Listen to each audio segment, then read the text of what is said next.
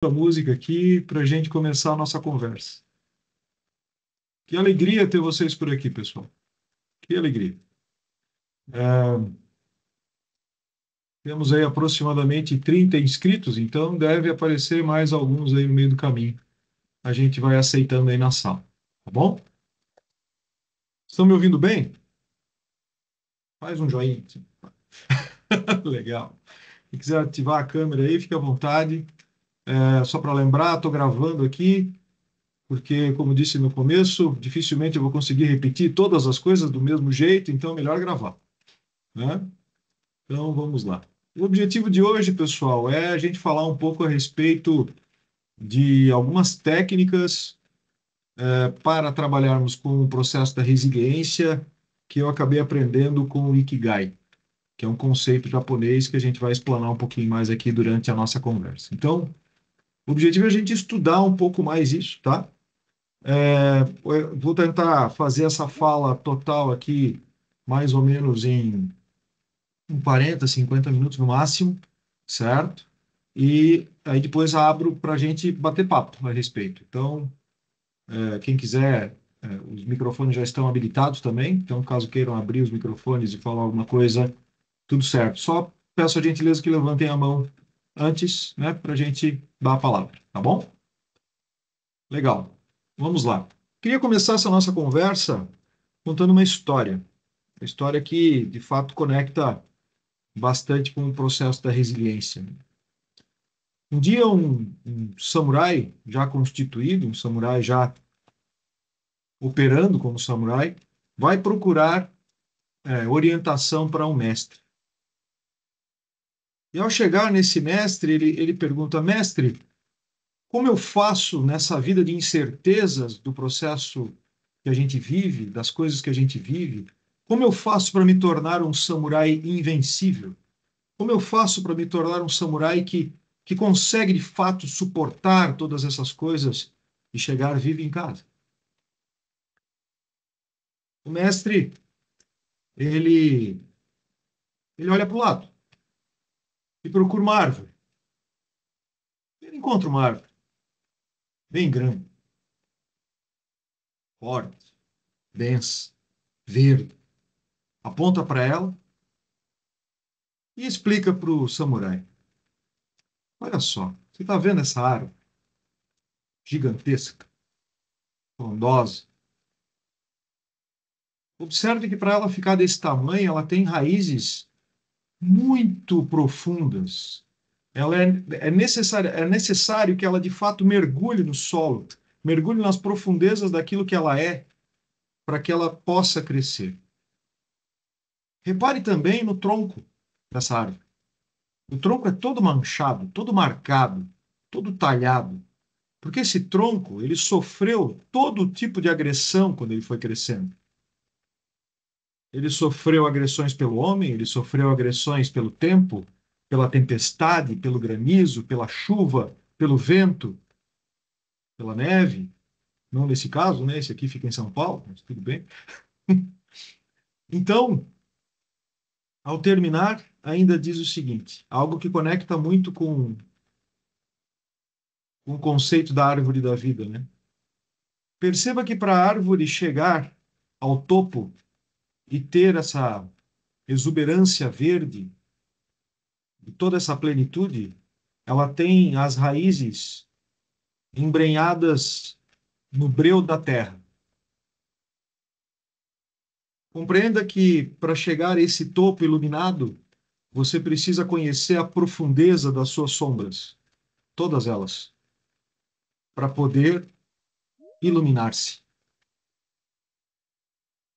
E aí, o samurai, então, compreendendo aquilo, foi ter com suas próprias sombras, compreendendo, então, que um dos grandes segredos da resiliência e de tornar-se algo poderoso é conhecer todas as dimensões de si mesmo, conhecer melhor todas as dimensões de si mesmo, assim como o mar, que é muito bem representado aqui por esse Jequitibá rosa, que fica lá no Parque Estadual de Vassununga, em São Paulo, E o Jequitibá, para quem não sabe, é a árvore que representa o estado de São Paulo, é a árvore que eles escolheram. Bom, por que que a gente começa essa conversa hoje contando essa história, né, pessoal? Porque essa história ela se conecta bastante com a minha história, certo?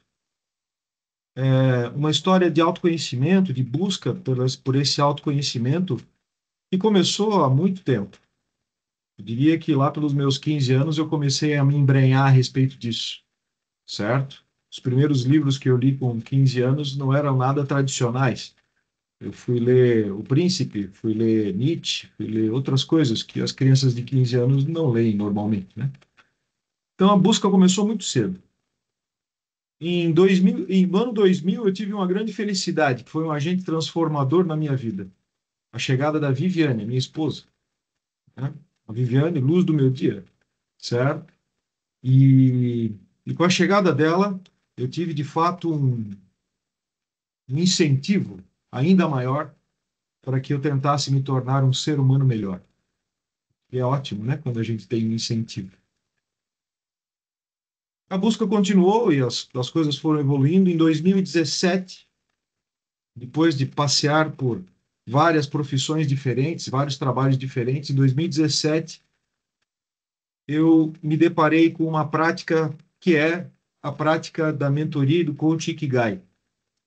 E aí a conexão foi imediata, porque eu já praticava uma arte marcial chamada karatê, pratico uma arte marcial chamada karatê há pelo menos 25 anos, na época já então há muito tempo, e a palavra Ikigai foi cunhada num lugar chamado Okinawa, lá no Japão.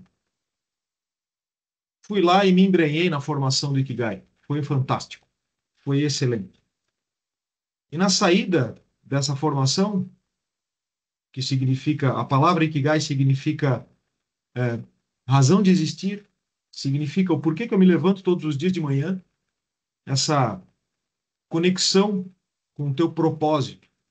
Mas, por favor, sem propositite, sem essa inflamação, né, que está meio exagerada atualmente. Atualmente parece que se você não tem propósito, você não tem vida, e não é verdade. Certo? Não é assim que funciona.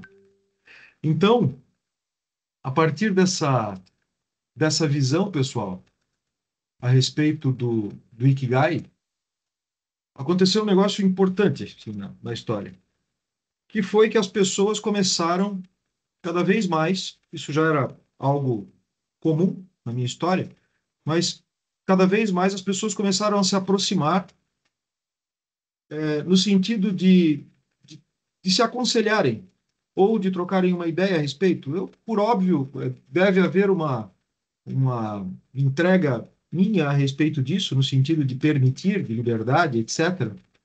Mas o fato é que várias pessoas acabaram vindo ao meu encontro e eu acabei aplicando várias vezes os conceitos do Ikigai com estas pessoas. O problema, pessoal, é que isso dá um resultado absurdo. E essas pessoas que vinham conversar e que a gente eventualmente tinha essa troca informal, era o chopp no final do dia, o café da tarde para trocar uma ideia, alguém que estava precisando bater um papo, eu ia lá bater um papo com essa pessoa, mas eu não deixava de aplicar as técnicas do processo. E o resultado era sempre fantástico, e foi sempre fantástico, e é sempre fantástico. E a partir desse resultado, então, agora em 2024, com algumas transformações maravilhosas que têm acontecido na minha vida também, a gente resolveu começar um trabalho mais sério a respeito disso. Porque a gente percebeu que o resultado que dá para as pessoas, o processo, o encontro com o modelo do Ikigai, ele é bem duradouro. Mas para que a gente entenda o que é esse negócio de Ikigai e tal, eu preciso falar um pouco da história do lugar de onde ele se origina, que é o Japão, certo? Preciso contar um pouco dessa história. Prometo ser bem rápido, tá, pessoal? Mas é apenas para contextualizar. E novamente aqui tá, pessoal, a gente não está em nenhum exercício assim de japonismo, né? Ou seja, valorizando em demasia o que o Japão tem ou em detrimento daquilo que o Brasil tem. O Brasil é maravilhoso, país que tem uma gama de chances e oportunidades que nenhum outro país do mundo tem, né? Mas para que a gente conheça o conceito esse conceito do Ikigai, a gente vai passear pelo Japão, rapidamente, tá? Tudo bem? Estão aí? Antes desse passeio ainda, eu queria fazer duas provocações. A primeira é essa primeira frase. A gente vive num momento de profunda transformação. Nos próximos anos, a forma humana de viver vai mudar completamente. Tem um autor, inclusive, se vocês quiserem conhecer, chamado Shel Silverstein. Ele chama esse momento da história da humanidade, que não é o primeiro, de Tesseract. Tesseract é o quê? É um momento de ruptura tão forte, tão violento, que ele quebra todos os nossos paradigmas. O problema dessa quebra de paradigma é que é o seguinte: as coisas novas que virão, que estão por vir, elas não conseguem substituir aquilo que nós temos hoje na integralidade. O que significa isso? Que alguns conceitos que nós vivemos hoje vão simplesmente desaparecer e não haverá um substituto. Então, a forma que a gente vai viver daqui a alguns anos vai mudar muito. Importante entender que é diferente de uma mudança tradicional dessas que a gente acompanha ao longo aí dos últimos 30 anos, 20 anos. Nós estamos, de fato, passando por um momento de ruptura. E um destaque a respeito disso, fala, amigão, tudo certo? Um destaque a respeito disso é a inteligência artificial. O boom da inteligência artificial fará uma grande ruptura na nossa vida. Um outro item que é importante provocar aqui também é a respeito do conceito de valores, valores humanos, né? Os valores humanos, eles são o alimento da humanidade, no sentido de nos tornarmos humanos. Se nós não alimentarmos os nossos valores, nós somos então menos humanos. O problema é que hoje nós precisamos dar presentes, prêmios, para as pessoas entenderem que ser honesto, ser bom, ser valoroso é o que é bom. As pessoas precisam de prêmios para isso. Como assim prêmios para isso, né? Então, e por que essas duas reflexões antes da história do Japão? O Japão passou por três grandes momentos de ruptura nos últimos 1000 anos. Um primeiro grande momento de ruptura foi a saída do imperialismo, a primeira onda do imperialismo japonês, a segunda onda do imperialismo japonês com o shogunato, a terceira onda, que é o encerramento, né, do processo do shogunato com a abertura da era Meiji, certo? E essas transformações do Japão significaram simplesmente assim, por exemplo, quando em 1868 o imperador decide que o shogunato não existe mais, ele também decide que toda a casta de samurais que existia no Japão não existe mais. Os samurais ou são soldados pagos, ou são agricultores, ou estão mortos. Para quem viu o filme Último Samurai, pode lembrar bem dessa situação. Era aquele momento que ele representava. Outro momento importante que o Japão viveu foi o momento de Hiroshima e Nagasaki. Vamos lá, né, pessoal? O terror instalado numa população inteira. O Japão foi, essas duas cidades foram dizimadas em segundo, tá? Um outro ponto importante, e aí sim, a próxima etapa, que é a reconstrução do Japão. Então, o Japão passou por grandes transformações sociais num período muito curto de tempo, mas ele suportou isso. E eu acho que todos aqui cediam a informação de que o Japão continua sendo uma grande potência econômica no mundo todo. Indo mais à frente, a gente fala a respeito do lugar de onde vem a palavra Ikigai. Tá vendo aquele pontinho vermelho aqui no canto? Pois é, nem Japão é, né? Ikigai foi cunhado num lugar chamado Okinawa. Okinawa é a última ilha do arquipélago japonês. Ela só foi anexada ao Império Japonês em 1879.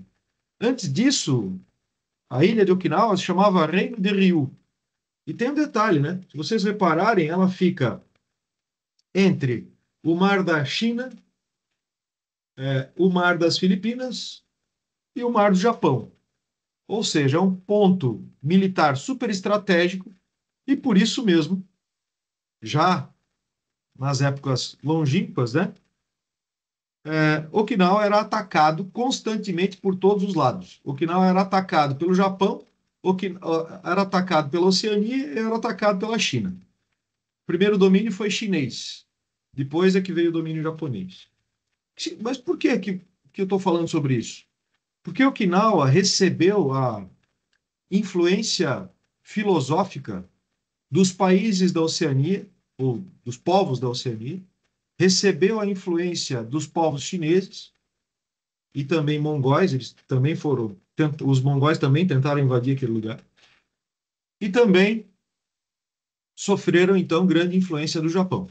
Se vocês observarem os okinauenses, eles até são diferentes sobre o aspecto físico do japonês. Eles são mais morenos, eles são um pouquinho mais baixinhos, eles têm uma, um biotipo bem diferente do japonês tradicional que a gente conhece. Então, a primeira coisa que acontece em Okinawa é que ele é um povo, o okinauense, né, é um povo que ele precisa aprender a ser ou a ter um significado muito importante de resiliência, porque ele é atacado toda hora por todos os lados. Então, quem vive nessa beligerância, né, quem vive nessa guerra, de fato precisa desenvolver essa característica. E o Ikigai, o conceito do Ikigai, nasce, a palavra é cunhada neste lugar, nessa ilha. Uma ilha que hoje tem 1,5 milhão de habitantes e que é um paraíso tropical, principalmente para americanos, porque a base americana em Okinawa é gigante. Ok? Vamos lá. E o que é esse Ikigai? Bom, eu vou tentar transformar, vou usar a mandala do Ikigai, mas tentando transformar o modelo mental do povo japonês, que é muito diferente, né? O modelo mental do povo oriental, que é muito diferente do nosso, e o Ikigai traz uma forma lógico-matemática de transportar aquele pensamento, aquele conceito para a nossa realidade, certo? Só que quando a gente faz isso, por óbvio, a gente não consegue chegar na totalidade do conceito do Ikigai para um japonês. A gente consegue ter uma cópia imperfeita, um entendimento ainda que é imperfeito daquilo que é para ele. Mas mesmo nessa imperfeição, nós temos grandes ganhos para a nossa vida, certo? Então, a primeira coisa que o Ikigai pede para a gente é que a gente entenda quais as coisas que a gente ama fazer. Isso, para mim, na minha vida, foi um grande problema, pessoal. Porque eu gosto de fazer muita coisa, sabe? Então, quando eu peguei aquela lista, o que que você gosta de fazer? Eu abri aquele papiro assim, pá, né? 3.452 coisas que o Pamplona gosta de fazer. Outro problema, né? A gente não consegue ser tão bom assim em tantas coisas. E aí vem a segunda pergunta do Ikigai. Tá aqui. O que você é bom de fazer? O que você faz bem feito? E fazer bem feito, pessoal, exige um nível de excelência. Pense o seguinte: é um oriental dizendo que você é muito bom em fazer alguma coisa. Entenda lá o nível de exigência, né, que os orientais colocam ao dizer isso. Que a gente é muito bom em alguma coisa. Significa que você dá aula daquilo. Significa que você tem capacidade de transformar alguém com aquilo. Quando essa pergunta caiu no meu colo, o que você sabe fazer bem feito? Aquela lista de 3.452 coisas caiu por umas duas, três, né? Que é mais ou menos o que eu consigo fazer direito. Umas duas ou três coisas, assim, talvez três, certo? Então, perceba que aí a gente encontra um caminho de decisões. Olha só. Primeiro, o Ikigai te pergunta: o que você gosta de fazer? Vocês já perceberam que tem gente que a gente pergunta assim: o que você quer almoçar hoje? O sujeito não consegue responder. Você pergunta para o sujeito assim: ah, legal, vamos jantar em algum lugar então na sexta-feira. Onde é que você sugere? Você percebe que tem gente que não consegue sugerir um lugar? Percebam que talvez não seja tão fácil para todo mundo dizer do que gosta. Ah, eu gosto daquilo. Não, é muito comum que as pessoas gostem do que os outros gostam. É muito comum que as pessoas gostem do que o seu parceiro gosta. É muito comum que as pessoas gostem do que os seus amigos gostam. Mas não é muito comum que você pare e avalie para você mesmo do que você gosta. Então, a primeira energia, que é muito importante, é você de fato parar para pensar a respeito do que você gosta. A segunda energia, que é ainda mais dolorosa, é quando você percebe que você até pode gostar de um monte de coisa, de fazer um monte de coisa, mas você é bom de verdade em pouca coisa. E pior, a gente pode chegar à conclusão de que a gente não é bom o suficiente ainda para desempenhar um papel. Mas isso é ótimo. Vocês conhecem o conceito das 10 mil horas?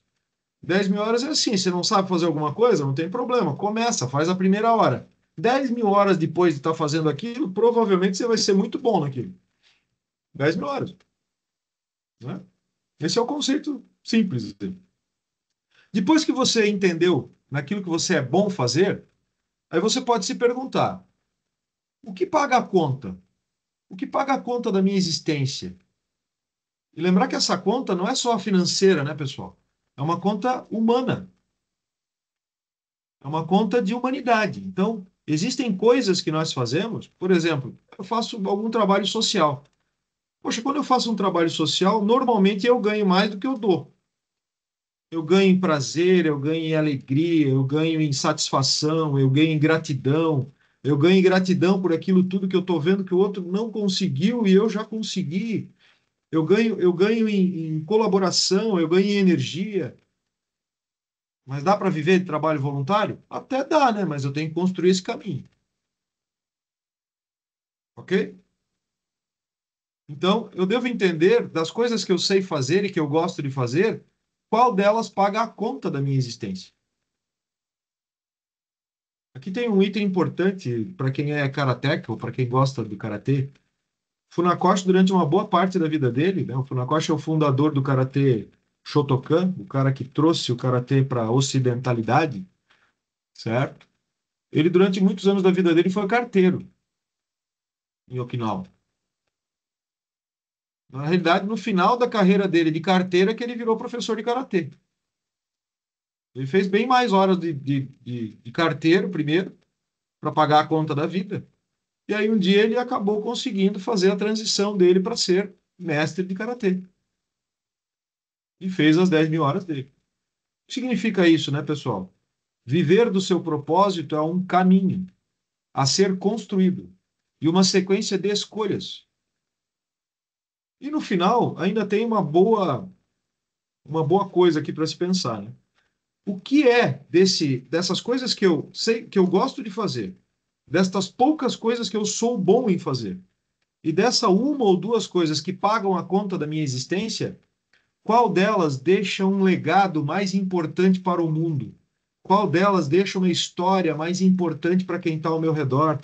Porque enquanto eu não conseguir fazer a vida da minha comunidade melhor, a minha vida também não vai ser melhor. Eu preciso ajudar de verdade o meu vizinho, o meu familiar. Aqui tem uma fala interessante também, uma historinha. Um sujeito chegou no céu, ele deu de cara com São Pedro. Gente, tá tudo certo, tá sem religião aqui. Então pode ser Anubis para quem é egípcio, pode ser qualquer outra coisa aí para quem é qualquer outra coisa, tá? Mas ele chegou então nesse espaço de divindade e no caso dessa história encontrou São Pedro. E São Pedro começou a perguntar para ele: então, fulano, como é que foi a tua experiência na Terra? Como é que foi essa tua experiência de vida? Aí ele disse: olha, São Pedro, a minha experiência de vida foi muito boa. Eu ajudei muita gente, foi fantástico. Eu tive experiências excelentes ajudando um monte de gente. É verdade, eu ajudei muita gente. Aí São Pedro, poxa, que legal, que experiência boa. Mas me conta, e como é que foi a tua experiência com a tua família? As pessoas que estavam mais próximas de você, né, e que fazem parte da tua história. E aí o sujeito diz, olha, São Pedro, a minha história com a minha família foi um pouco diferente, né? Porque como eu estava ajudando todo mundo, toda hora, então eu tinha pouco tempo para minha família, era difícil, né? Então a minha família foi, tipo, né? Foi no tempo, assim, ela foi se criando. Assim, deu certo, mas a gente não deu muita atenção, né? Porque a gente ficava ajudando muito todo mundo e tal. Ok. E aí São Pedro olha para ele e pergunta: então, ok, mas e como é que foi a vida para você, assim? Como é que você se tratava nessa tua história? Ah, São Pedro, não dava, né? Eu estava ajudando todo mundo, ainda tinha família, eu mesmo, era um lixo, né? Eu não consegui me cuidar, né? Engordei, putz, né? Minha saúde era uma droga, não comia direito, não dormia direito, era horrível, né, São Pedro? Mas ajudei gente pra caramba, São Pedro. Aí São Pedro olha para ele, é, eu acho que tu não entendeu é nada, viu, amigo? Volta lá e começa de novo. Faz sentido, pessoal?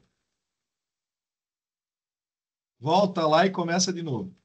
Porque é você que tem que tomar a decisão das coisas que você gosta, é você que tem que tomar a decisão do que você de fato quer fazer bem feito. É você que tem que tomar a decisão de qual dessas coisas vai de fato pagar a tua conta e construir esse caminho. E é você que vai escolher que tipo de legado você vai deixar para quem está ao teu redor. E lembre-se, o primeiro legado é o teu mesmo. E qual é o propósito desse nosso trabalho aqui, pessoal? É isso aqui. Aplicar a energia do Ikigai para a transformação de comunidades através de pessoas. Mas primeiro a gente. Senão esse trabalho não dá certo. E São Pedro manda a gente de volta e não dá muito certo também. Ok? Vamos lá. Continuando a nossa conversa. Nesse tom de decisões, é importante a gente lembrar que o conceito do Ikigai nada mais é do que uma sequência de decisões. E como é difícil tomar decisão na nossa vida, né, pessoal? É fácil para vocês? Para mim também não é fácil. Eu acho que para ninguém é fácil, sabe? Então, tem duas falas interessantes aqui. Decisões têm consequências, e indecisões ainda mais. No conceito do samurai, a indecisão é a própria morte. No conceito do samurai, não decidir algo é parar no tempo. E a segunda frase diz assim: fazer o que você gosta é liberdade. Gostar do que você faz é felicidade. Aí tem um segredinho aqui. Quando a gente é disciplinado na nossa agenda, quem decide o que vai na nossa agenda somos nós. Quando a gente não é disciplinado, quem decide são os outros ou as emergências. Quando a gente é disciplinado com os nossos processos, a gente decide como os nossos processos acontecem e não as coisas acontecendo ao nosso redor e caindo na nossa cabeça. Quando a gente é disciplinado com o nosso dinheiro, a gente decide o que fazer com ele e não as emergências que vêm batendo na nossa porta. Disciplina é liberdade, de fato. E liberdade nos gera felicidade. A gente é feliz quando a gente é livre. Portanto, sejamos mais disciplinados conosco, para podermos então termos essa sensação de felicidade melhor. A partir dessa visão do Ikigai e dessa tomada de decisão, vou voltar no slide anterior, eu queria fazer uma reflexão lá sobre a história do Japão. Quando o imperador japonês, em 1868, decidiu pelo fim da casta dos samurais, o filme, novamente, né, o filme Último Samurai representa exatamente esse momento. Houve uma grande ruptura cultural no Japão. E começou, né, um novo movimento lá chamado Era Meiji. A Era Meiji é a era da liberação econômica do Japão. É o Japão se abrindo para o mundo, se ocidentalizando, para ser mais honesto, né? Mas o que que acontece? Imagina que aproximadamente 30% da população do Japão era samurai, faziam parte de castas samurais. Para quem gosta da história destes personagens, recomendo duas séries, que são bem legais, inclusive. A primeira série, uma do Netflix, chamada A Guerra dos Samurais, já é um pouquinho mais antiga, mas linda e vale muito a pena, porque é uma série documental. E a segunda, uma que está passando, não lembro qual é o canal pago agora, mas o nome dela é Shogun, que também é muito importante. E ela conta a história dos samurais antes desse momento de ruptura. Ela conta a história dos samurais durante os quase 1000 anos de guerra civil que o Japão viveu. Então vocês imaginam o seguinte: você nasceu numa família samurai, tem lá 10 irmãos ou irmãs, certo? E dessa família de 10 pessoas, ou 12, né? De 12 pessoas, desses 10 filhos, uns 3 sobreviveram até os 45 anos, talvez. E quem sobreviveu? Os que tinham melhor habilidade motora, os que tinham mais inteligência, perspicácia, capacidade de combate, recuperação física, imunidade, tudo isso. As características do combate, né? Imagina que o Japão ficou mais ou menos 1000 anos fazendo esta depuração. Então, naquela família de 10 sobrou 3, aí nasceu mais 10 sobrou 3, aí naquela mais 10 sobrou 3. Resultado: aproximadamente 30% da população do Japão, lá na época da Revolução Meiji, era da casta samurai. Significa que 30% da população era treinada no combate, na luta, nesse processo. E aí, existe um livro que eu recomendo, caso vocês possam acessar. Esse livro se chama Konosuke Matsushita, O Senhor do Tempo. Macroeconomia e qualidade na recuperação do Japão pós-guerra. E ele conta para nós a história de como o Japão conseguiu fazer essa transformação social dele.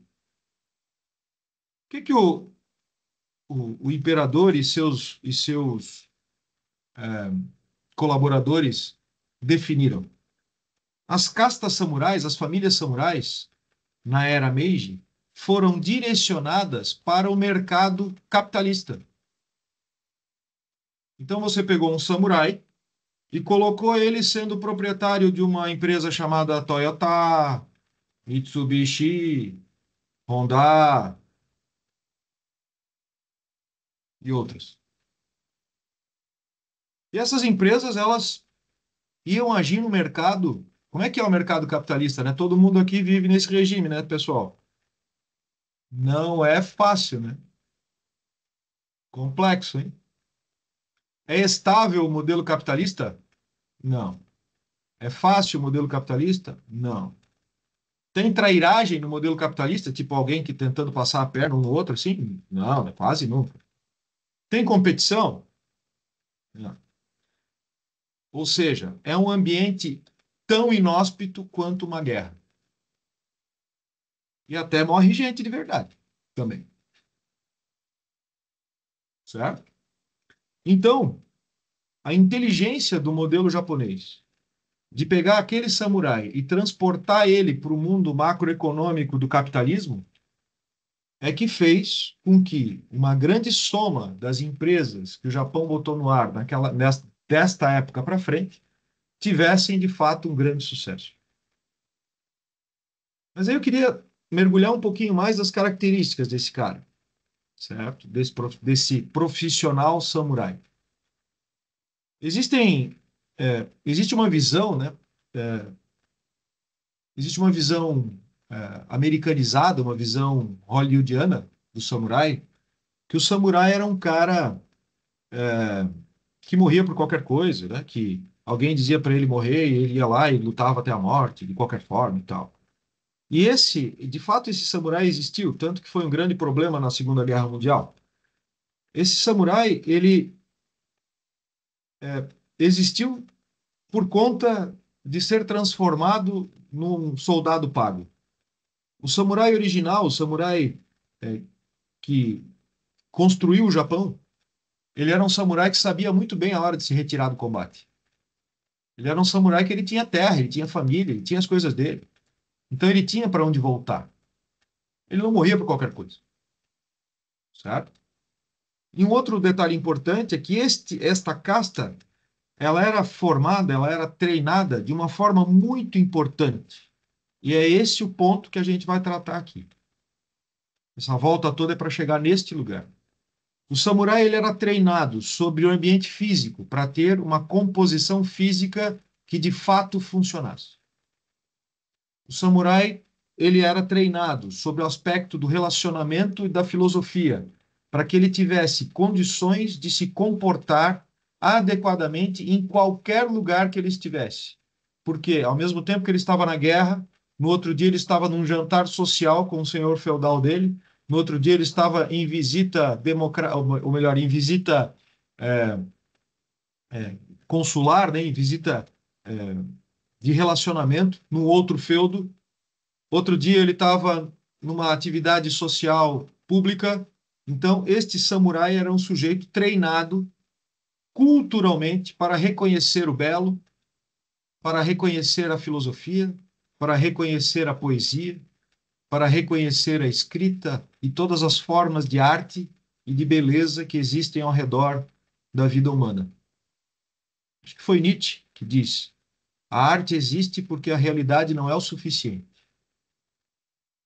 E o samurai era treinado nesta condição. E por último, o samurai era treinado para ter resiliência. O samurai era treinado para suportar aquilo que o agricultor lá não ia suportar. Aquele cara da cidade não ia suportar, porque ele era treinado para suportar grandes perdas. Ele era treinado para suportar perdas que as pessoas normalmente desabam. E esse era o treinamento do samurai. Então, esse cara estava pronto para, de fato, fazer a transformação que exigia-se do processo né, do processo japonês. Continuemos. Falando um pouco mais de resiliência agora. Resiliência, na realidade, ela significa voltar para o lugar de equilíbrio, voltar para uma posição original. Mas aí cabe uma pergunta. Se eu não tenho uma visão clara de onde eu gostaria de estar ou de onde eu deveria estar, para onde é que eu volto? Se resiliência é voltar ao seu ponto de equilíbrio, se você não sabe onde é que é esse seu ponto de equilíbrio, para onde é que você volta? Você não volta. E perdão, mas é isso que tem acontecido na maior parte dos casos aí que eu tenho visto ao meu redor, de amigos, colegas, conhecidos, que uf, piram a batatinha. Sai fora, certo? E por que sai fora? Um dos motivos é que a clareza desse lugar onde eu devo estar, desse lugar de felicidade, às vezes não está tão próspero, não está tão formado. Existem três competências fundamentais no processo da resiliência, que é a tolerância ao estresse, a tolerância à frustração e a autoconfiança. Mas a resiliência tem uma coisa, um segredo muito importante, que é levantar de novo. Se você cair 2 vezes, levante 3. Não tem problema. A energia de você, de fato, desejar levantar é o que faz com que a resiliência aconteça. Mas eu vou falar de mais um probleminha aqui. A gente está falando aqui do nosso ambiente de negócios, do nosso ambiente de trabalho, né? O ambiente empresarial e o conceito de trabalho, sobre o aspecto da resiliência. Por que eu escolhi falar sobre nesse momento sobre trabalho, né? Sobre o ambiente de negócios? Porque ele é uma das bases fundamentais da nossa existência. Nós temos um tripé que sustenta a nossa existência. Esse tripé é a saúde física do meu corpo, certo? A saúde filosófica dos meus pensamentos e dos meus relacionamentos e o dinheiro. Se eu tenho saúde, bons relacionamentos e eu conquisto algum recurso, a minha vida vai bem. E aí faz sentido eu falar sobre propósito, faz sentido eu falar sobre um monte de coisa. Se você pegar um sujeito que está passando fome, não vai fazer sentido nenhum falar com ele sobre propósito. Ele está em outra camada ainda, ele não chegou nesse ponto. Então, a primeira coisa que a gente tem que resolver é o negócio que eu chamo da tripla restrição. A tripla restrição humana é saúde, relacionamento e dinheiro. Ponto. Trata disso e para de inventar história. Primeira coisa. Quando a gente fala de trabalho, a gente tem um problema para esse trabalho ficar gostoso, ficar legal. Porque trabalho, historicamente, vem vinculado a castigo. Do italiano, ou melhor, do latim tripalium, do italiano tripaliare, do grego poena, mesmo radical de pena. Ou seja, esse troço sempre teve ligado a castigo. É que na minha geração, se você não se comportar direito, vai trabalhar com seu pai no jardim. Não era assim, o pessoal mais velho aí? Tu não se comportar direito, tu vai lavar o carro pro pai. Tu não se comportar direito, tu vai, sei lá, vai trabalhar num lugar, em alguma coisa aqui. E na geração atual piora, né? Porque trabalho abaixo dos 14 anos é exploração infantil, é crime. Não são poucos os meus amigos que olham para mim e dizem, não, tá, cara, eu não posso. Se eu vou lá exigir que meu filho vá fazer XPTO coisas aqui em casa, o bicho surta, porque a professora no colégio disse que ele não pode ser explorado dessa forma, porque a orientação que ele está tendo é essa. Difícil, né? E aí, o trabalho tem que ser divertido. Aham. Como? Como se ele sempre teve relacionado a castigo? Então, como é que eu faço para mudar isso? Lembra da jornada do Ikigai? Vou voltar no slide. Fazer o que se gosta. Entender quais coisas que eu gosto de fazer e, de fato, me dedicar a elas. Escolher aquilo que eu faço bem feito. Porque, assim, por exemplo, eu amo tocar piano. O pessoal que não me conhece melhor aqui não sabia disso. Eu amo tocar piano, mas eu sou péssimo no piano. Assim, horrível. Se um dia eu tentar ganhar a vida com isso, não vai dar muito certo, sabe?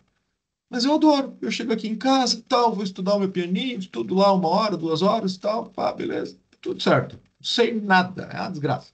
Mas eu adoro. Vai dar para ganhar a vida com isso? Vai, né, gente? Legal. Vamos voltar lá. E o trabalho agora, então, tem que ser divertido. Como? Aí uma outra reflexão que é importante, que fala do aspecto do relacionamento. O CNPJ, pessoal, ele não existe. O CNPJ é uma ficção jurídica criada pelo governo para cobrar imposto. Há bastante tempo, certo? O CNPJ não existe. O que existe é um comércio de serviços, um comércio de produtos, uma troca. O que existe é isso. Nós transformamos esse processo num processo burocrático e de moeda, claro, para facilitar a vida do trânsito logístico das coisas. Ficou muito mais fácil eu transacionar uma carga de 50 toneladas de arroz com um crédito bancário do que eu ter que levá-la na porta do cara para decidir se o cara vai comprar ou não, né? Ficou muito mais fácil eu mandar um Pix para o sujeito do que parar lá na frente dele e explicar o que, que eu estou vendendo e etc. Ficou mais fácil o processo. Mas não se iludam, o CNPJ existe para poder tarifar, para poder controlar, monitoramento e controle. E aí, nós temos um grande desafio nesse processo do trabalho, que é tornar ele divertido. E que outro desafio que a gente tem ainda? Para quem gostou, não sei quem é que viu aqui Game of Thrones ou qualquer outra versão de filme que trata da Idade Média, certo? Nós temos um regime ditatorial de monitoramento e controle. Esse regime mudou muito quando a gente fala das relações de trabalho? Não, né? Por um acaso, uma empresa dá para comparar bem assim com um feudo? Não tem o rei, a rainha, o duque, o arquiduque, o cara que puxa o saco de sei lá quem. Não tem? Dentro das empresas não é igual? Uma empresa é igual, uma grande empresa, no mundo corporativo é igualzinho um feudo. É um tédio, certo? E qual é o desafio? Imagina eu sair do modelo de monitoramento e controle total, que é o que nós temos ainda, para essa foto legal aqui, ó. Um monte de gente colaborando, de fato, rindo. Tá? É fácil fazer isso, gente. Ou as reuniões são bem intensas ainda. Algumas são bem intensas. Legal. Por último, nessa jornada, eu queria falar sobre o equilíbrio dinâmico da vida. Por último, mas ainda tem alguns slides. O equilíbrio dinâmico da vida. Vocês já viram como é que uma criança faz para levantar quando ela não sabe andar ainda? Eu não tenho filhos, sabe? A gente não tem filhos aqui em casa, mas a gente tem a felicidade de ver os sobrinhos e os filhos dos amigos, né? Né, Dani? A gente tem a felicidade de ver os filhos dos amigos. E aí, é legal assim, quando não anda, rasteja por tudo, né? Se vira, vai onde quer, de bunda, de joelho, vai do jeito que quer. Daqui a pouco gruda na calça de alguém ou gruda no canto do sofá e levanta. Daqui a pouco dá dois passinhos, cai de novo. Se arrasta, né? Rasteja, faz o diacho, mas chega onde quer de novo. Daqui a pouco consegue levantar de novo. Esse movimento das crianças tem uma mensagem muito importante, que a gente às vezes não consegue capturar ela quando ela está acontecendo.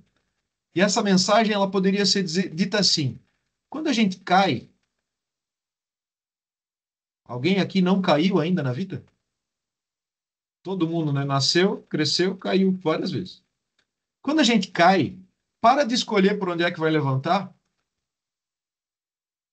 rasteja, gruda na barra da calça de alguém, gruda no sofá, para de escolher por onde é que ela levantar, para de orgulho e vai, levanta, faz tua parte, né?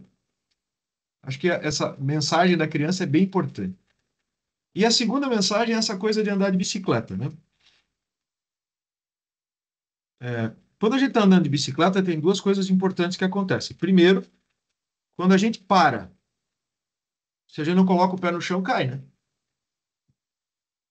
Tem uns malabaristas aí que conseguem ficar em cima da bicicleta sem cair, mas não é o meu caso. Quando eu estou andando de bicicleta, a bicicleta tem que estar em movimento, senão vai dar porcaria, eu vou cair, certo? E é interessante porque a vida, ela combina com isso. A vida só combina com o que está em movimento. Então, na dúvida, não pare, vai, anda, se move. Porque tem uma hora que você vai ficar perfeitamente estável. 100% das coisas vão estar resolvidas e tudo na sua vida vai estar completamente em ordem. Mas, infelizmente, você estará morto nesse momento. Porque esse momento não combina com a vida. A vida é uma instabilidade completa, todos os dias, que tem tudo a ver com andar de bicicleta. Sabe o que tem tudo a ver com andar de bicicleta também? Quando você está andando de bicicleta, você olha para o buraco, o que acontece? Você cai no buraco. Você olha para o meio-fio, ai meu Deus, o meio-fio, você bate no meio-fio. Não é assim que acontece? E na vida não é igual? É a mesma coisa. Você ficar olhando para o buraco, vai cair no buraco. Qual o caminho? O caminho, pessoal, é, em primeiro lugar, observe sua mente. Aqui tem uma outra provocação. Você não é a sua mente e nem o seu corpo. Você é o observador. Então, quando você conseguir silenciar a sua mente e de fato se tornar observador de si mesmo, poxa, estou me sentindo assim. Por que eu estou me sentindo assim? Que coisas que aconteceram no meu dia para fazerem com que eu me sentisse assim? Eu não quero esse sentimento. Eu quero esse sentimento. É um sentimento bom, então eu quero. É um sentimento ruim, então eu não quero. Porque você é o observador dessa coisa toda. E não nem a mente e nem o corpo. Uma frase do Jung que eu adoro. Até você se tornar consciente, o inconsciente irá dirigir sua vida e você vai chamar isso de destino. E o movimento de tomar consciência da sua vida está profundamente ligado ao conceito de Ikigai. O nosso método, e aí agora de fato terminando, é aquilo que a gente conversou até agora, que é o método de Ikigai, que faz toda essa viagem de escolhas, esse caminho de escolhas para que de fato você consiga encontrar uma plenitude na tua existência. A sustentação desse método começa por uma prática muito simples. A única coisa que está pronta na sua vida para te levar para o próximo nível é o teu corpo. Só que se você cuidar dele, ele está pronto. Se você não cuidar dele, ele não vai estar pronto. Então, a primeira coisa que nós cuidamos é a tua saúde. A segunda coisa que nós tratamos é a filosofia e o relacionamento. Filosofia por quê? Porque a arte existe, porque a realidade não é suficiente. Nós precisamos ter contato com o pensamento crítico, precisamos ter contato com a arte, precisamos ter contato com o mundo filosófico para, de fato, nos mergulharmos um pouco mais nessa completude humana. E negócios, porque é daí que a gente tira o pão. Senão as coisas não funcionam. Não vamos nos iludir. Seja a mudança que você quer ver no mundo. O Gandhi era o cara que falava isso. Próximos passos, pessoal. A gente pretende formar um grupo de WhatsApp com aqueles que quiserem. Eu vou inserir todo mundo no WhatsApp, tá? Quem não quiser, saia, sem problemas. Sem críticas também, sem julgamentos. Vou fazer contatos individuais e a iniciativa é formar grupos de estudos com esta energia, em primeiro lugar. Com esta energia, em primeiro lugar. Certo? Com a energia de tratar da saúde, do relacionamento e dos negócios. Para depois de tratarmos disso, tratarmos de fato do Ikigai. Por isso os grupos serão diferentes. Existem pessoas que estão no momento de suas vidas que outros não estão. Então serão grupos diferentes para esse trabalho a partir de cada passo. Certo? Próximo evento, 23 de julho e 20 de agosto. Próximo evento vai falar sobre o espelho e o Ikigai, uma nova abordagem sobre relacionamentos. E o último fala sobre seu corpo. Então, independente de você participar de um grupo ou não, fica já o convite para vocês participarem dessa mesma conversa. Hoje foi, então, sobre o ambiente de negócios e os outros sobre os outros temas. Agora, pessoal, abro aqui para a gente bater um papo. Vou parar de compartilhar essa tela, certo? E a gente, quem quiser abrir as câmeras e continuar a nossa conversa, será um prazer. Rô, quer falar alguma coisa, querido? Oi, não, é que eu não consigo ativar a minha câmera. Tá difícil ali, tá desativada, sei lá por quê. E eu não conseguia desativar, eu só queria dizer pra ti que eu tava aqui. Ah, consegui! Oi. Olha ali, consegui! Que assim, eu levantei minha mãozinha, que você falou dos grupos, eu tô no grupo, na ideia dos grupos aí, tá? Ah, legal. Com a minha participação aí também. Acho que do Sérgio também, né? Também. Também, tá aqui com... Ele tá aqui ao ladinho, ó. Ok. Cada coisa. Fritando ovo junto. Legal. Ok. Legal, gente. A O ideia Norton é também que... tá? Não, é o Sidney. Tá, O Norton não. só um pouquinho, pessoal. Então, a ideia, né, pessoal, é que a gente crie... Vocês lembram da formação do samurai? Saúde, relacionamento e filosofia e negócios. Fluidez. Certo? A ideia é que a gente crie grupos de estudos para nos desenvolvermos como samurais. Por quê? Nesse mundo contemporâneo, pessoal, de transformação tão violenta, ou nós nos preparamos física, intelectual e monetariamente para essa transformação, ou nós sucumbiremos. E me perdoem, mas infelizmente tem pouco samurai por aí. E a gente tem a pretensão de começar uma jornada com essa formação, tá bom? Vocês receberam também uma chamada lá do WhatsApp desse movimento, que é o Dojo Ikigai. Caso só não estranhe, né? Que é um celular, esse celular aqui, que estava na tela. Vou compartilhar aqui de novo.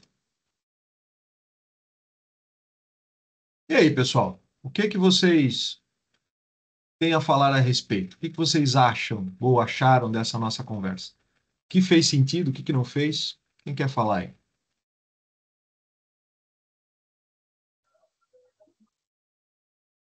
A Diga lá, princípio, velho. para mim, está sendo... Opa, Fala lá, Vitor. Diga. a princípio, para mim, está sendo uma descoberta, né?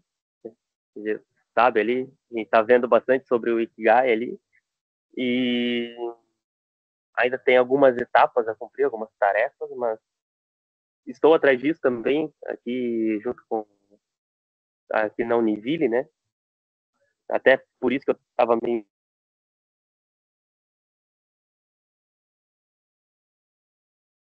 O Vitor é o presidente do DCE da Univille, certo? Está lá tentando descobrir o caminho dele também. Está bem interessante. E aí, Fernando, o que que achou dessa conversa, Fernando? Espera aí que eu acho que não te liberei aqui. Espera aí. Tá mudo, Fernando. Estou te ouvindo.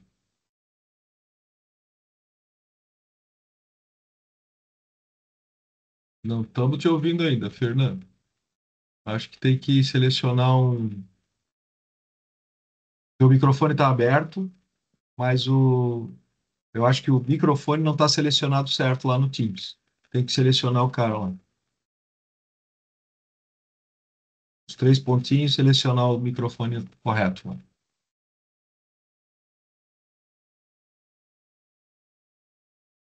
Tudo bem. Mais alguém quer falar alguma coisa, pessoal? O que que vocês gostaram, o que que vocês não gostaram dessa nossa jornada? O que que tem que melhorar? Também é importante. É assim, ó. Como tu disse ali, 2, 3 coisas fazer e trabalho castigo, tá? E quando a pessoa só gosta de trabalhar, que se moldou o trabalho, tá? De vez em quando eu me pego num dilema, essa tua explicação, essa tua palestra é muito importante, que eu me pego num momento que, assim, até onde o trabalho faz bem, até onde o dinheiro faz bem na nossa vida e até onde a gente pode chegar com isso. Olha, a tua provocação é muito importante, Sérgio. Se nós tivermos, eventualmente, a percepção de que nós estamos nessa nossa jornada exclusivamente para servir uns aos outros, que nós não nos salvamos sozinhos, né? Nós nos salvamos em grupos, nós nos salvamos nos ajudando. Se a gente entender isso, a gente pode também entender que a prosperidade, o ganho de recursos, ele está disponível para quem compartilha mais. Ele está disponível para quem, de fato, faz o movimento de prosperidade ao seu redor. É um pensamento de escassez versus um pensamento de abundância. Quem tem um pensamento restrito de abundância, o meu pirão é primeiro e pronto, né?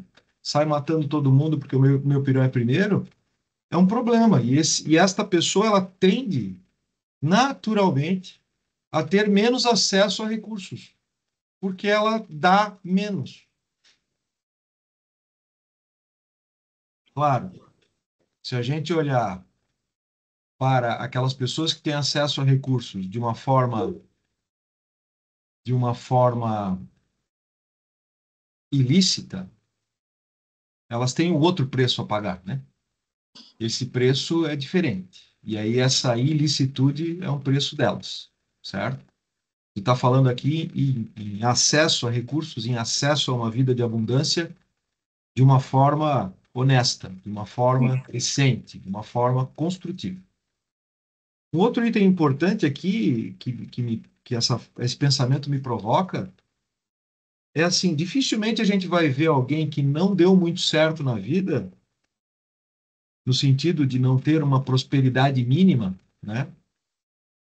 Normalmente essa pessoa é muito arrogante. Normalmente essa pessoa tem um orgulho absurdo. E para quem quiser estudar um pouco mais a respeito disso, são 26 formas de representação do orgulho. Certo?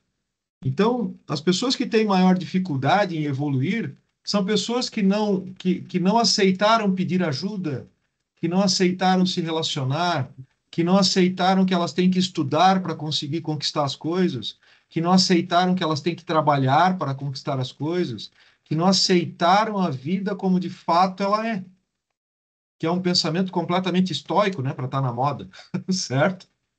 O pensamento estoico é um pensamento muito zen também. Interessante essa fala. Para quem não tem esse acesso, o zen, ele é algo muito anterior ao zen budismo. E o zen budismo é algo muito anterior ao, ao que nós entendemos como filosofia socrática, certo? Nós estamos falando em 3 a 5 mil anos antes de Cristo, onde a gente fala de hinduísmo, onde a gente fala do processo da criação do Zen e do processo da criação do conceito ocidental. E, na realidade, essa filosofia foi vindo do Oriente para o Ocidente, não ao contrário, certo? E, e todas essas filosofias, elas falam uma coisa muito importante. Todas elas, né? Socrático e os orientais. Aceite a vida como ela é. Não a julgue. O que aconteceu é exatamente aquilo que tinha que ter acontecido, nem mais e nem menos. As pessoas que estão ao seu redor são exatamente as pessoas que tinham que estar ao seu redor, sem nem mais e nem menos. É você que tem que tratar daquilo. Isso é estoico até o talo, né? Fala, Dani. O microfone agora está funcionando? Agora deu certo, Dani. A gente que determina a maneira que vai passar diante das situações. Eu tenho uma frase que eu uso muito na empresa, que é assim: tudo passa, nem que passa por cima da gente. A gente é que escolhe se vai passar por cima ou não. É isso aí. É Uhum. isso aí.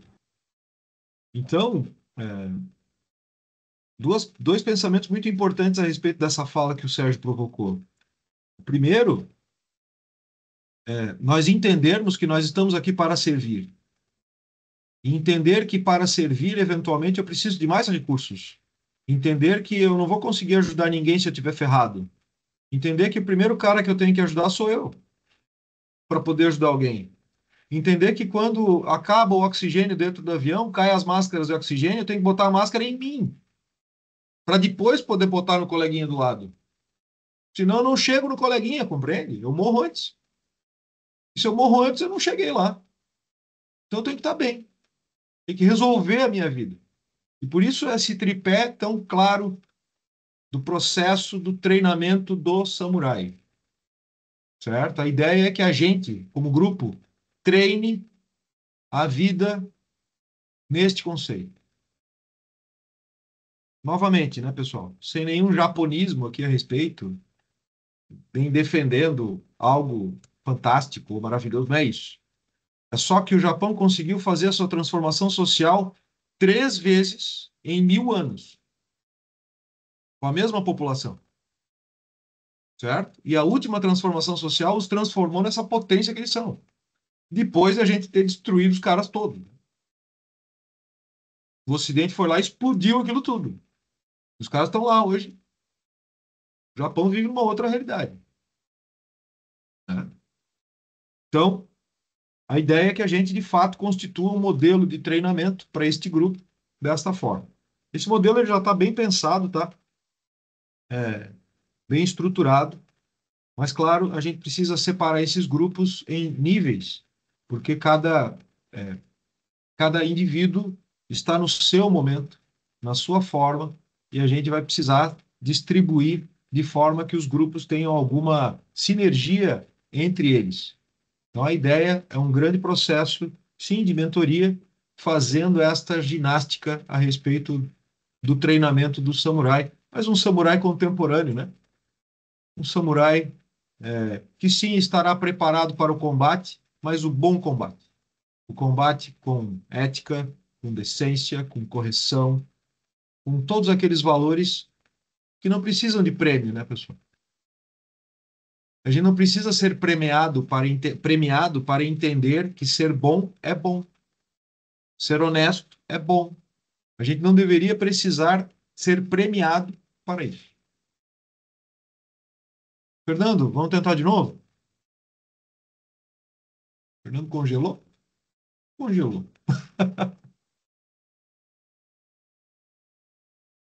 Mais alguém, pessoal? Algum outro comentário? Perfeito, bora. Leonardo? Eu acho que... Tá me escutando? Sim? Eu acho que eu tô num momento da minha vida que esse tipo de conceito é muito interessante, porque a parte financeira e pessoal tá muito ok, porém a parte empresarial eu acho que eu preciso de um equilíbrio. É muito interessante, gostei muito desse. Isso vai me agregar muito. É um momento que me atende, eu acho interessante. Realmente muito valorizando. Perfeito. E é bem legal essa tua fala, Léo. Por quê? Nessa sala aqui, por exemplo, nós temos é, profissionais liberais, professores, empresários, tem uma população aqui bem diversa, assim, né? Bem diversa, assim. E isso, de fato, vai fazer com que a gente forme os grupos de acordo com esses interesses, certo? Por quê? Porque essa contribuição, inclusive, Léo, tem um negócio interessante, né? Você não quis abrir tua câmera aí, o Léo é um cara super jovem, né? E bastante arrojado, inclusive. O que que acontece com isso, né? Provavelmente, por exemplo, a gente coloque o Léo num grupo com outros empresários mais velhos, né? Mais experientes nesse processo. E isso vai ter uma riqueza de informação muito importante, porque nós, empresários mais velhos, mais experientes, nós precisamos compreender como é o pensamento deste grupo novo, deste novo acesso. E só tem um jeito de compreender isso, convivendo, sem preconceitos, sem orgulhos, sem jogando o ego pela janela e começando um trabalho simples de conviver com dignidade.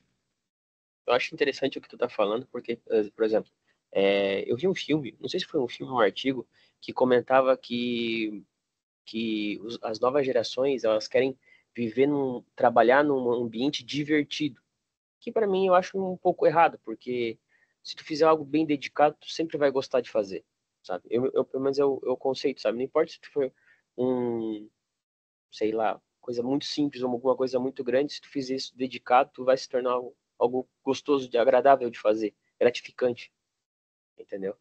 Eu acho bom isso, eu acho gostoso. É um conceito que eu gosto, mas eu entendo o que tu tá falando, mas eu também vejo pela situação minha. Eu tenho 28 anos, tenho aí como gerente de produção há uns 6 anos, mas eu vejo que falta muito conhecimento de administração, e uma pessoa que tem experiência vai me agregar muito. Perfeito.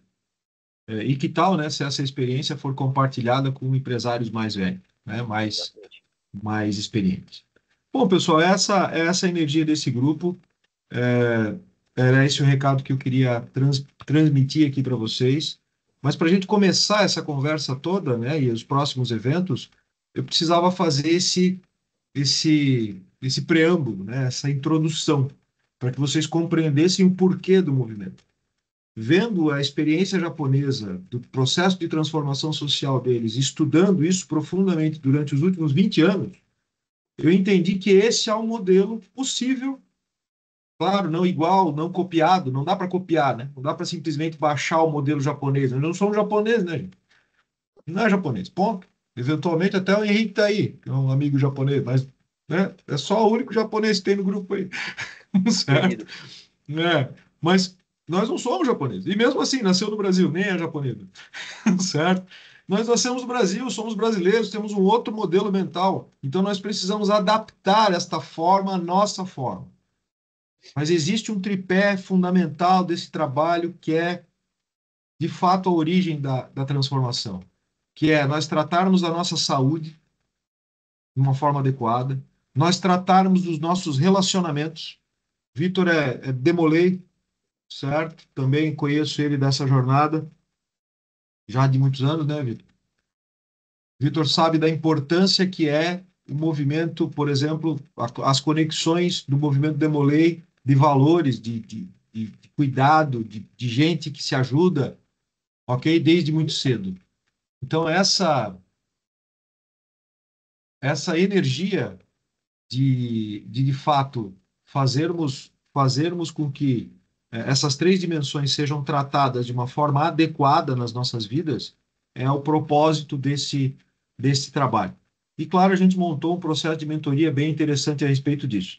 Independente de vocês participarem ou não de um processo de mentoria, que eventualmente a gente vai conversar a respeito, as outras lives serão abertas também, certo? E gostaria de contar com vocês nas próximas conversas para nós tratarmos dos outros dois itens, né?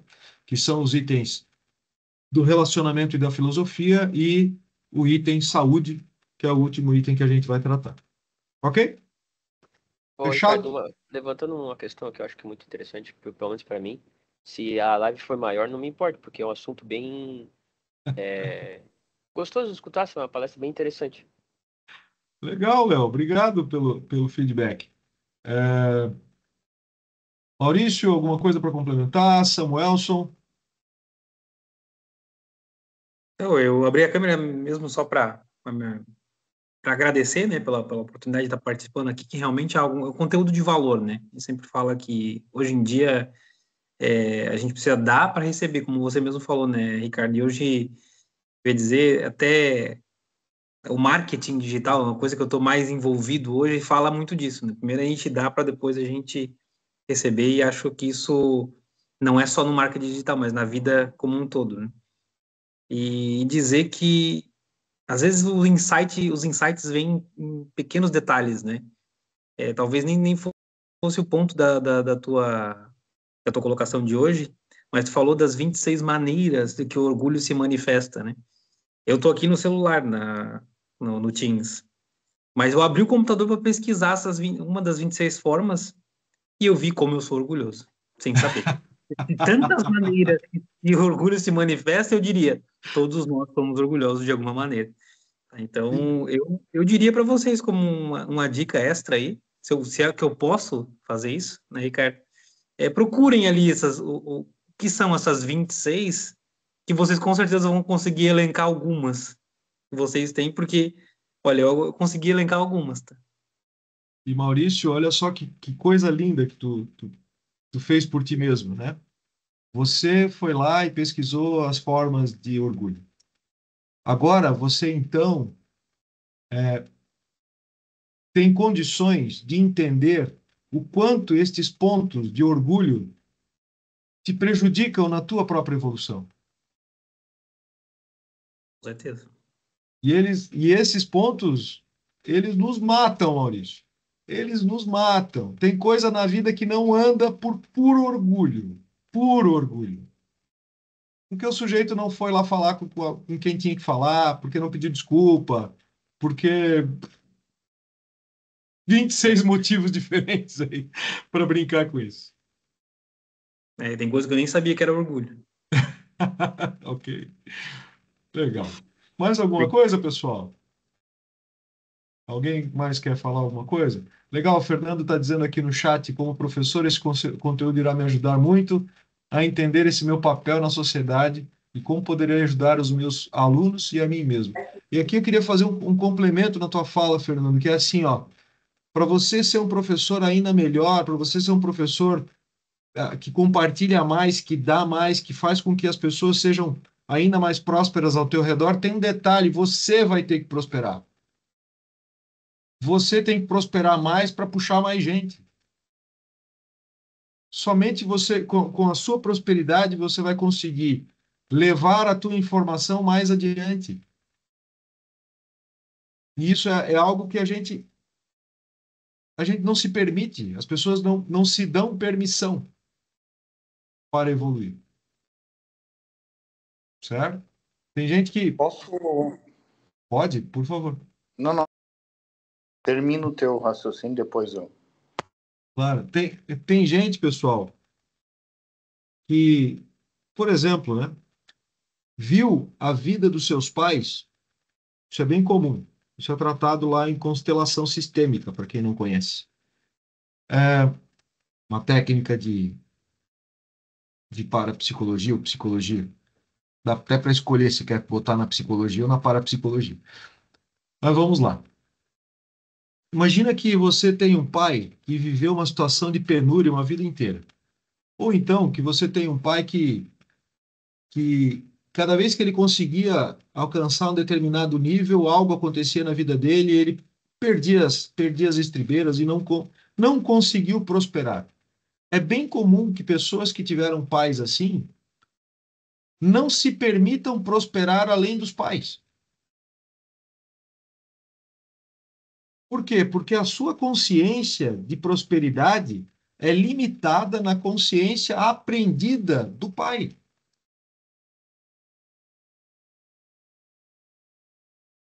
Recentemente, inclusive numa avaliação própria, eu fui lá e me deparei com uma situação em que várias das situações que o meu pai viveu e construiu na vida dele, no processo da prosperidade dele, eu repeti. Em lugares diferentes, com pessoas diferentes, com situações diferentes, mas eu repeti. E aí? Hora de pensar, né? Coisa parecida acontece com a mãe. É engraçado isso, mas a forma como você lida com a sua mãe, normalmente é a forma como o mundo lida com você. Então você é bruto, você é grosseiro, você não trata sua mãe bem, você não aceita como a sua mãe vive, etc. Pois é, muito provável que o mundo trate você exatamente do mesmo jeito. Então, enquanto você não consegue compreender que a luta do seu pai foi uma luta justa, digna, e ele lutou com as ferramentas dele para alcançar o processo dele, enquanto você não agradecer por isso, não aceitar que a vida dele foi assim e seguir além disso e decidir seguir além disso, certo? É complicado. O cara fica ali. O cara fica ali. Numa visão de prosperidade que não consegue ultrapassar a visão familiar que foi causada. Já viram isso acontecendo? Faz sentido? Então, aí eu recomendo dois exercícios, se me permite. Isso é um exercício de constelação, tá? Mas vale a pena. O primeiro exercício é, se seu pai ainda for vivo, o que será uma grande alegria, vá lá, converse com ele, agradeça a ele pela luta que ele teve na vida dele, agradeça a ele pelas escolhas que ele fez, agradeça a ele por ter gerado, né, por ter sido participante da sua vida, por ter te acolhido, e peça a ele permissão para seguir em frente. Assim, desse jeito mesmo. Pai, eu preciso seguir em frente. Você me permite?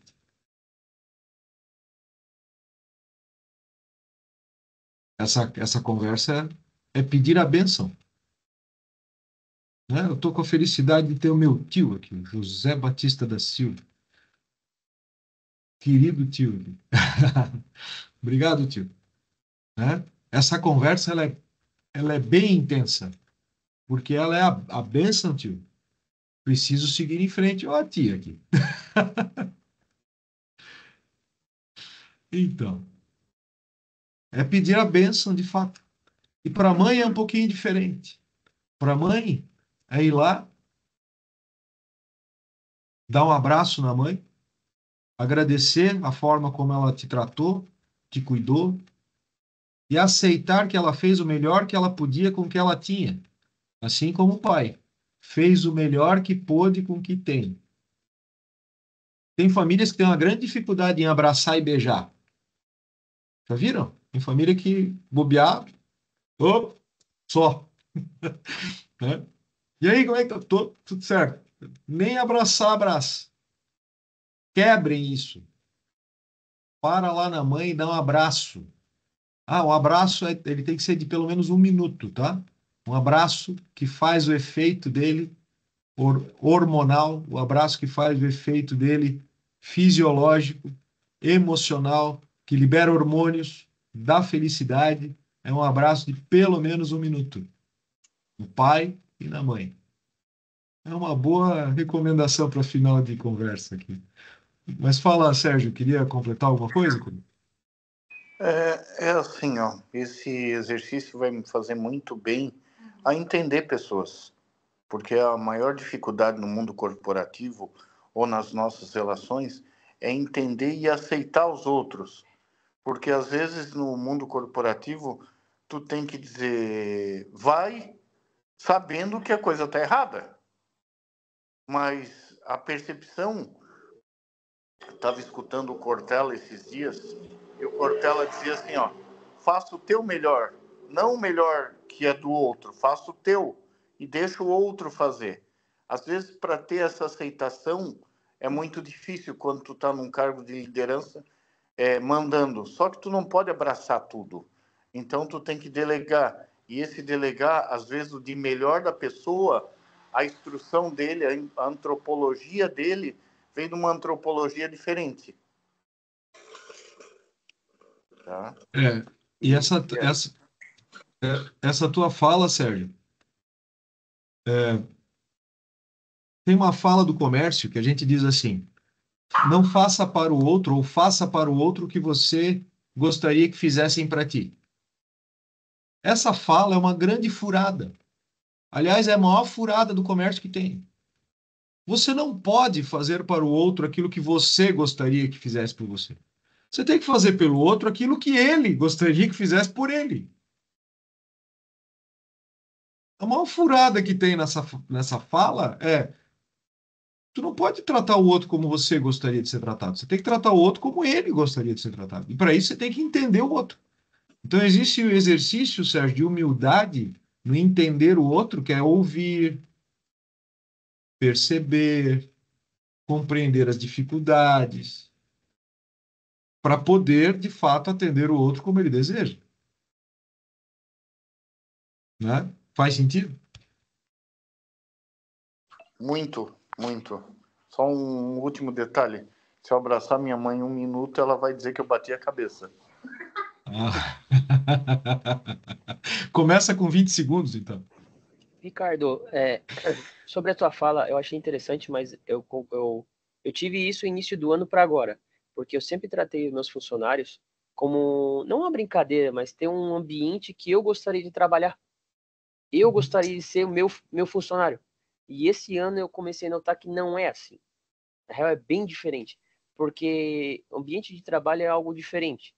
Como eu acho que até alguns professores podem concordar que se um professor for muito brincalhão, não vão levar a sério. E eu comecei a analisar isso como líder, até um próprio patrão, ser muito brincalhão não leva a sério. Então, assim, tem pessoas que em ambientes não dá para tratar como seria bom. Ambientes tem que ser mais rigoroso. Mas perceba, Léo, que essa é uma visão interessante, né? A tua verdade, a tua forma de ver o mundo, ela não é necessariamente igual à forma que eu vejo o mundo, a forma que a Lívia vê o mundo, a forma que o Maurício vê o mundo, são formas diferentes. E tem um conto a respeito disso, né? A verdade é como um espelho que caiu, quebrou, cada um de nós pegou um pedaço desse espelho, olha o reflexo dele e acha que está vendo o espelho inteiro. A gente nunca vê a verdade toda. Então, o que eu quero dizer com isso? A forma como o teu colaborador compreende o mundo, o trabalho, a relação com o trabalho, tudo aquilo que acontece ao teu redor é única, é dele. E por isso tu tens que entender se o colaborador X gosta de tapinha nas costas, deu tapinha nas costas. O colaborador Y gosta de puxão de orelha, deu puxão de orelha. O colaborador Z gosta. Você vai ter que entregar para aquele colaborador aquilo que ele precisa para trabalhar melhor, no sentido de fazer com que as pessoas entreguem o que há de melhor dentro delas. Essa é a visão. A gente não fala com as pessoas com o foco de que elas entreguem para nós aquilo que é pior. Isso aqui não é um teste de vestibular onde eu quero que tu erre. Eu não quero que tu erre, eu quero que tu acerte. E se eu quero que tu acerte, eu vou te instruir para você me entregar o teu melhor, não o teu pior. E existem muitos espaços de trabalho, né, Leonardo, criados com um conceito de castigo mesmo. Existem muitos lugares de trabalho que, de fato, fazem o cara entregar o pior. Agora, cada caso é um caso. Aí numa equipe de 40 pessoas, tu vai ter um problema. Porque são 40 pessoas. Né? Um líder imediato, ele normalmente dá conta até no máximo de 20 pessoas. Uma conta cabalística aqui. Um líder imediato, aquele que se relaciona diretamente com as pessoas, que de fato consegue compreender a completude daquele grupo, no máximo 20 pessoas. Pensa o seguinte, o que é um batalhão? Um batalhão é um conjunto de 80 homens. Num batalhão eu tenho o capitão, certo? O tenente e o sargento. Para um batalhão eu tenho pelo menos 3 sargentos. Entendeu a conta? Sim. Simples assim. E isso é assim desde o Império Indiano. 5.000 anos antes de Cristo. Certo? Então essa conta cabalística ela é muito simples. Aí a gente chega numa indústria e o cara quer que a gente dê conta de 80 pessoas. Vai dar problema. Alguma coisa errada vai dar. Exatamente. Vai dar problema. Fala, Maurício. Então, tu falou um negócio sobre fazer para outra pessoa o que ela quer, né? E o Leonardo falou sobre como tratar as pessoas. Isso me lembrou, cada um vai ser tratado de uma maneira diferente, né?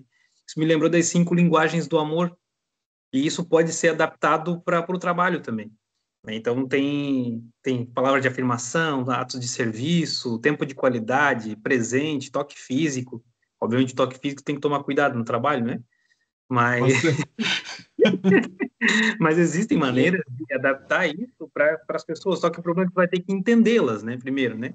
Aí tem que ver como tu vai pegar isso e entender como cada pessoa reage a cada uma dessas linguagens. Porque realmente tem pessoas que precisam do tapinha nas costas, de dizer, ó, meu, é isso aí, parabéns, está indo bem. Outros vão precisar Mais de atos de conversa. serviço, que tu faça algo para ajudar, ou para dar apoio.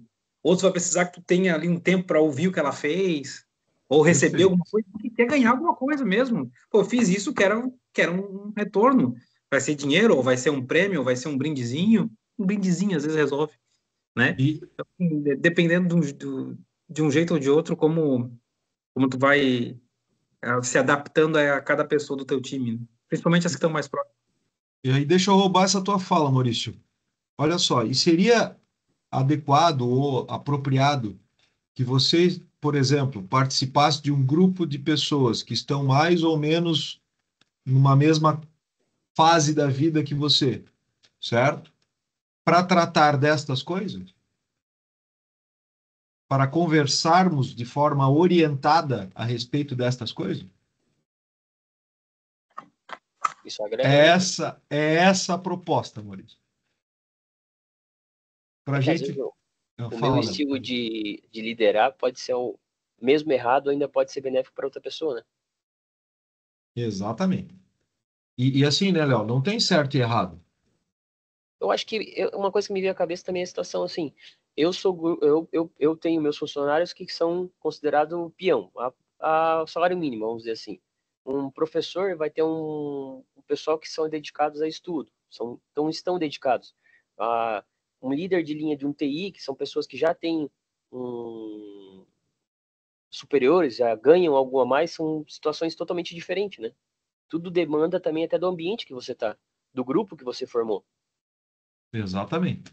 Exatamente. Eu vi isso num livro que eu estou lendo, comecei a ler com mais frequência, O Grande Sonho. E o Jorge Paulo, alguma coisa, ele criou uma empresa com um conceito diferente, em 1982, se eu não me engano. E ele, com um conceito que eu estou tentando puxar para minha empresa, que é na base da recompensa. Eu achei muito interessante isso. Só que isso dentro de uma empresa é complicado porque se tu der recompensa, a partir do momento que tu não dá, eles não precisam exigir, né? Isso é muito complicado, né? Só para quem não conhece, né, o Grande Sonho é do Lima, tá? É do Jorge Paulo Lima. Então, é Isso. simplesmente uma das maiores fortunas, né, da nossa geração atual. Os 3 Brasil. Vale lembrar, né? Mas também estava envolvido num negócio bem legal das lojas americanas, né? Então, há algumas coisas para se considerar, né? Porque assim, o cara que assina o balanço durante 10 anos dizendo que o dinheiro está lá e depois a gente descobre que o dinheiro não está lá, né? Pois é, né? Também tem isso. Mas já, É né? tudo cheio de. Mas a questão é absorve o que Deles, né? for bom para você, né? É claro, e toda a literatura tem isso, né, gente? O ser humano é a contradição em vida. Nós todos somos super contraditórios.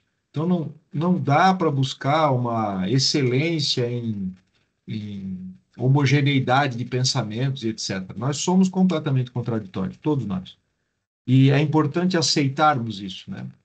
Tem essa fala que a gente começou hoje, inclusive, de aceitar a parte escura da nossa existência. Tem uma fala que diz assim: dentro de mim existem dois cães, o bom e o mal, sobrevive aquele que eu dou mais alimento. Essa fala, ela me acompanha há muito tempo. Na realidade, eu alimento os dois cães, e muito bem, e treino muito bem os dois cães. Por quê? Porque o dia que o meu cão mau sai de casa, ele não pode sair destreinado. Ele não pode sair fazendo lambança. Ele não pode sair por aí fazendo o que quer. Ele tem que sair daqui, fazer o que ele tem que fazer e voltar para casa direitinho. E por isso eu tenho que estar com ele bem treinado. Então, o meu cão mau, ele tem que estar tão bem treinado quanto o meu cão bom. Porque dentro de mim existem tanto a luz quanto a escuridão. E a luz só é forte como a escuridão forte também. Não se iludam. Quanto mais forte a luz, mais forte a escuridão, né? Mais forte a sombra que a gente tem. E essa aí é a coisa do... Tu falou dos samurais, né? Os samurais, eles sabiam usar a violência na hora certa, do jeito certo, até o ponto certo, né? E quando não era necessário usar violência, não usava. Isso e na nossa vida é assim, né? A gente tem que saber usar os artifícios que a gente tem. Não violência física, né? Mas, não necessariamente a violência física, mas em algum momento o cão mal precisa agir também, né, Ricardo? Perfeito. Agora, no ambiente dos negócios, isso é representado por técnicas. Técnicas de gestão, técnicas de condução, técnicas de instrução, técnicas de RH, de gestão de pessoas, etc. No ambiente da filosofia, isso é representado por pensamentos filosóficos, pela estruturação de um pensamento filosófico. Então, Descartes tem um pensamento muito importante, Nietzsche tem um pensamento importante, Schopenhauer tem um pensamento importante. Quem estuda os caras? Ninguém estuda os caras, certo? E quando a gente fala de saúde, a gente fala de como é que tu está te tratando. E aí? Chega sexta-feira e o litrão de uísque morreu, então. Ótimo, vai estar muito bem no domingo. Perfeito. Não dá certo. A gente precisa se equilibrar nessa história. Aí só trabalhar também não vai dar certo, né? O Sérgio falou muito bem a respeito disso. Eu tenho que ter um equilíbrio disso. Tem um cara que fala a respeito das 7 vidas, que é equilibrar as 7 dimensões da tua vida. E ele diz o seguinte: um dia tem 7 períodos. Tem 2 períodos de manhã, 2 períodos à tarde, 2 períodos à noite. Certo? E um que tu dorme, o 7º. Ok? Tem gente que acorda pilhado, não tem? Quem aqui acorda pilhado? Não é o meu caso. Não é o meu caso. Tem gente, o Henrique, chegou o nosso japonês. O Henrique, viajamos juntos muitos anos. O Henrique parava lá em casa para me apanhar de madrugada, 5 horas da manhã. Ele, bom dia, Pamplona. Bom dia. Fala comigo depois das 9. Agora não vai dar certo. Agora não vai dar certo. Não foi concluída. Então, mas de manhã tem 2 períodos. Um período que tu está mais atento e um período que tu está mais sonolento ou menos ativo. E as pessoas às vezes invertem isso. Tem gente que acorda ativo e depois dá uma relaxada. Tem gente que acorda relaxado e depois fica ativo. Você tem que respeitar o teu biorritmo. Você tem que entender o teu biorritmo. Aí o cara acorda dormindo e marca a primeira reunião do dia para 7h30 da manhã. O que vai acontecer? A reunião é uma droga. A reunião é uma droga. O cara não está lá, o cara está na cama. Né? Então, se respeite. Marque as coisas de acordo com o teu biorritmo. Faça com que a tua dinâmica corporal esteja adequada às tuas atividades. Isso vai trazer saúde, bem-estar, capacidade e tal. O Vitor queria falar alguma coisa daí. Diga, Vitor. Perdão.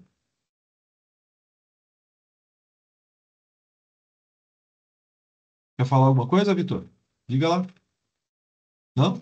Tá com a mão levantada só. Beleza. Mais alguém, pessoal? Senão eu vou... Fala, tio. Fala, tio. Eu queria te agradecer o conhecimento que você acaba de transmitir para um velho aqui de 75 anos, vendo essa garota, essa garotada ao teu redor. Parabéns pela tua desenvoltura, pelo teu conhecimento, pela transmissão linda, maravilhosa e instrutiva que você deu, demonstrando o ser humano, para ele ser um homem, uma pessoa, um cidadão, uma cidadã completa, com saúde física, mental, social e financeira, para que ele se ame sempre, para poder amar os outros. Quero trazer aí para os amigos, para todos, que desde 1971, quando eu fazia técnico em contabilidade, todas as minhas agendas, a primeira frase que eu escrevia na contracapa era: eu me amo. Perfeito. Eu me amo. Mas nunca deixei de amar os outros. Mas primeiro sempre fui eu. O exemplo do avião, da máscara do avião. Primeiro eu. Eu me amo. Obrigado. É um orgulho eu tê-lo como meu sobrinho. Um beijo para ti. Deus te abençoe. E me dá licença que o velho vai dormir. Obrigado, tio. Deus te abençoe também, querido. Deus te abençoe. Beijo para você. Outro para a tia também. Obrigadão. Bom, gente, eu acho que é isso, né? A última fala aí do tio é muito legal e tem muito a ver com esse tratamento também que a gente está propondo, né? Essa jornada que a gente está propondo. E tem, por exemplo, você coloca o seu relógio para despertar às 5:30 da manhã, jurando para si mesmo que vai levantar para fazer a tua caminhada ou o teu exercício, etc. Aí o relógio toca, você vira para o lado, desliga ele, porque eu quero mais é dormir mais 1 hora. O quanto você se ama para de fato fazer aquilo que você tem que fazer? Essa é a fala. Então, o quanto eu me amo para de fato tomar a decisão ou as decisões que eu tenho que tomar? Para ser aquilo que eu tenho que ser. A gente sempre sabe aquilo que tem que ser. O problema é que a gente não aceita. A gente olha para a situação, não faz aquilo que tinha que fazer, aí chega em casa puto, chega em casa nervoso, fica tenso, fica injuriado, porque não foi aquilo que tinha que ser. Seja quem você tem que ser para você mesmo e para o mundo que te cerca. Muito obrigado por vocês estarem aqui hoje. Uma alegria ter esse grupo para trabalhar. E a gente vai entrar em contato com vocês através do WhatsApp para tentar formar esses grupos de trabalho aí, tá bom? Independente disso, já fica o convite para as lives que teremos na frente. A gente vai divulgar para vocês, claro. E trazendo essa comunidade. A ideia é desenvolvermos um conjunto de pessoas que pensa assim. Obrigado. Domo arigatou gozaimashita. Significa muitíssimo obrigado para todos vocês. Fraterno abraço. Deus os abençoe. A todos. Tchau, pessoal.